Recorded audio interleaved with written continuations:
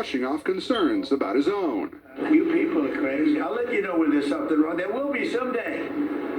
That's going to happen to all of us. But right now, I think I'm sharper than I was 25 years ago. The president now says he briefly tried wearing compression socks to treat conspicuous ankle swelling caused by what's known as chronic venous insufficiency, a non-life-threatening condition he was diagnosed with in July, but says he didn't like them. He calls any exercise other than golf boring. And as for recent images of him appearing to doze at White House events, Trump denies falling asleep and instead suggests photographers catch him blinking. President Trump is putting out a new warning to Iran. He says if protesters demonstrating against deteriorating economic conditions get shot and killed, then the U.S. will intervene. The president made the announcement this morning on Truth Social. He says the U.S. is, quote, locked and loaded and ready to go to come to the rescue of protesters. His warning comes as dozens of protesters take to the streets across several of Iran's provinces. Some demonstrations actually turned deadly Wednesday after clashes with police.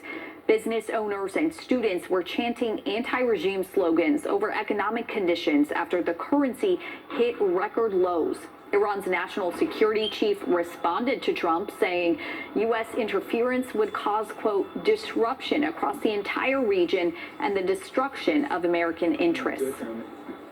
The Trump administration is delaying increased tariffs on some household products. The rates were supposed to go up yesterday, but President Trump held off on the higher import taxes, citing ongoing trade talks. KCRA 3's Rachel Hersheimer explains the impact this could have on those who are renovating their homes. This announcement is the latest case of President Trump abruptly backing off on threatened tariffs. On Wednesday, the president signed an order delaying adding a 30% tariff on upholstered furniture and 50% tariff on kitchen cabinets and vanities for a year. Now, the existing 25% import tax will remain on some of these products. The rate at which they are taxed was supposed to rise in the new year. Now that will be delayed for 1 year. And President Trump said the tariffs on furniture are needed to, quote, bolster American industry and protect national security. In November, the Supreme Court heard a case about the president's two sets of tariffs that do not involve these household products. A decision in that case is expected to be released in the spring or early summer. In Washington, I'm Rachel Hersheimer. President Donald Trump also announced for now he's dropping his push to send members of the National Guard to certain parts of the country.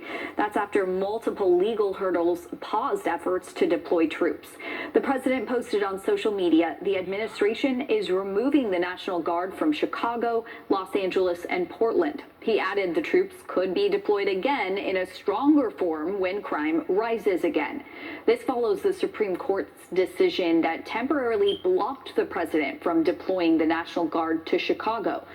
Governors usually control states' National Guard, but President Trump deployed troops anyway to those cities.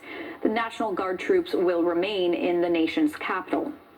Many Federal Emergency Management Agency employees are starting the new year without jobs.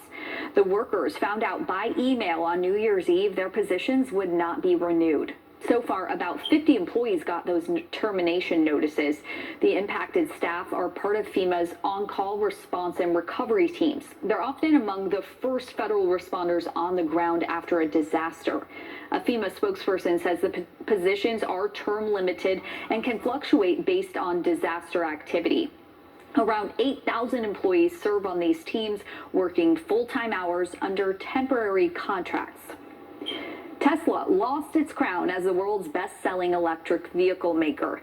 A customer revolt over Elon Musk's politics and stiff overseas competition pushed sales down for a second year in a row. Tesla says it delivered 1.6 million vehicles in 2025, but that's down 9% from a year ago. Chinese rival BYD is now the biggest EV maker. It sold 2.2 million vehicles last year.